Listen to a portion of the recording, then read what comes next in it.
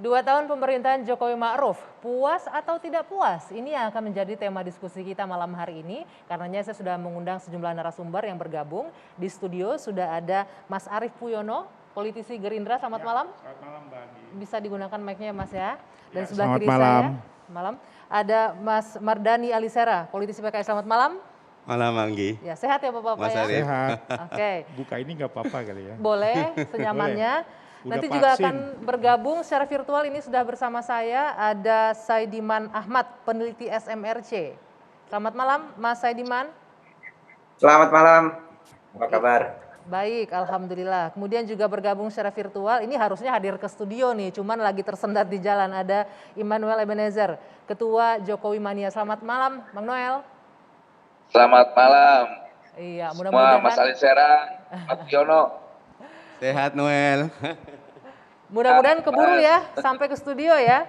Dan juga nanti Ya. akan bergabung Haris Azhar, aktivis HAM. Nah, tadi sudah disaksikan ya Bapak-Bapak mengenai perjalanan 2 tahun. Ini saya bisa bilang juga periode kedua pemerintahannya Pak Jokowi. Saya ingin ke Bang Mardhani terlebih dahulu. Pertanyaannya singkat, puas atau tidak puas dengan kinerja pemerintah? Tidak puas. Tidak puas. Kenapa? Bisa dijelaskan? Karena Pak Jokowi bukan Rocky. Ya, beliau sudah periode kedua. Jadi ini bukan tahun kedua. Saya menghitungnya ini tahun ke-7. Oke. Karena itu catatannya ada beberapa. Ya, tentu kita memaklumi hampir 1,5 tahun di masa pandemi. Tetapi tetap saja di masa pandemi beberapa negara mampu menunjukkan pertumbuhan ekonomi yang recovery-nya cepat sekali.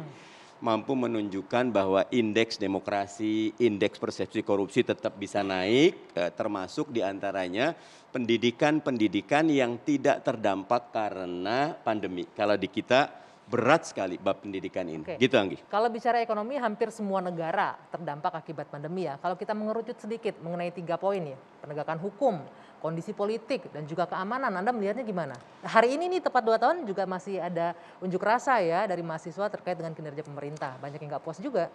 Ya, di penegakan hukum tentu lonceng sakitnya KPK dengan 57 orang-orang yang selama ini mengharumkan nama KPK, sekarang ada yang jualan nasi goreng, ada yang jualan jualan online. martabak, lain-lain. Padahal Nggi, mereka itu sebelum revisi KPK dan sebelum kasus ini, KPK adalah world class institution. Vietnam belajar, Malaysia belajar, Brazil belajar, banyak sekali negara belajar ke KPK. Dan orang-orang ini mestinya jadi ekspatriat, expert di kemana-mana. Sekarang sayang. Padahal cuma tes wawasan kebangsaan. Saya katakan cuma karena action speak louder than word ya. Masa 2 jam bisa menentukan puluhan tahun. masa Itu satu kerjanya. catatan Oke. besar. Yang kedua ya, Intelligent Economic Unitnya di Ekonomis mengatakan indeks demokrasi kita terendah dalam 14 tahun. Oke. Tadinya saya udah agak berharap revisi Undang-Undang ITE jalan. Tetapi ini pasal karetnya tetap digunakan untuk membungkam. Bahkan belakangan nanti Haris Azhar udah ada yang disomasi, ada yang harus 100 miliar dan lain-lain. Belum lagi kejadian mulai dari Blitar, Solo sampai kemarin Smackdown. Buat saya ini catatan besar.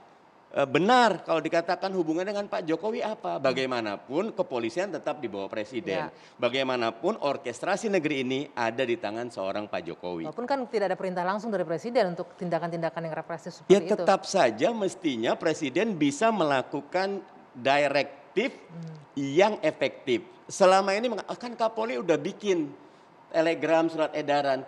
Semua masalah tidak selesai dengan selembar kertas. Selembar kertas ini pendekatan yang humanis, SOP-nya seperti apa, pelatihannya seperti apa, internalisasi seperti apa, siapa yang petugas monitoringnya, berapa anggarannya. Tanpa ada jawaban terhadap ini, makanya sudah sejak di Solo, kemudian Blitar, kemudian ternyata tetap berlaku lagi. Berarti ada sesuatu yang tidak benar.